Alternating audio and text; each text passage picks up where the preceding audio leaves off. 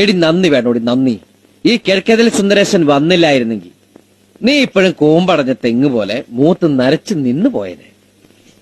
അന്ന് നിന്റെ അച്ഛൻ കൃഷ്ണൻ. ഓ ഇപ്പോഴും എന്റെ അച്ഛൻ കൃഷ്ണൻ തന്നെയാ. ആ കൃഷ്ണൻ, കാട്ടുവള്ളി കൃഷ്ണൻ നിന്റെ മുഖത്ത് നോക്കി പറഞ്ഞു, നീ ചത്താലും മറക്കരുത്.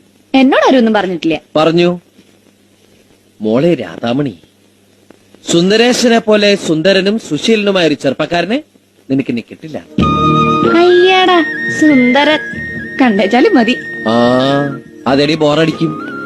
കല്യാണം കഴിച്ച മാസങ്ങൾ കഴിയുമ്പോഴേക്കും ഭാര്യമാർക്കെല്ലാം ഭർത്താക്കന്മാരെ ബോറടിച്ചു തുടങ്ങും. എന്റെ ചേട്ടൻ ചേട്ടത്തിയമ്മയ്ക്ക് ആഴ്ചയിൽ സാരി മേടിച്ചു കൊടുക്കുന്ന പോലും ആ ബോറടി അങ്ങോട്ട് ഒഴിവാക്കാനാണ്.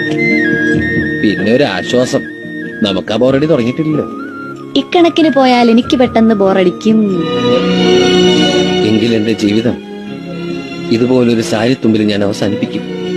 വെറുതെ ഇരിക്കുമെന്ന് നീ ഓർത്തു.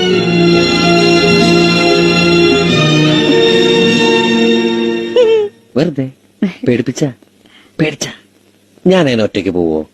പോവുകയാണെങ്കിൽ ഞാൻ നിന്നെ കൊണ്ടല്ലേ പോവൂ. എന്റെ മോള് ഇന്നുകൂടെ ആ പരിപ്പുടെ അടുത്ത് കഴിക്കും. കണക്കൂട്ടി കഴിഞ്ഞില്ലേ? എന്റെ എല്ലാ കണക്കൂട്ടിലും തെറ്റിക്കൊണ്ടിരിക്കാമേ.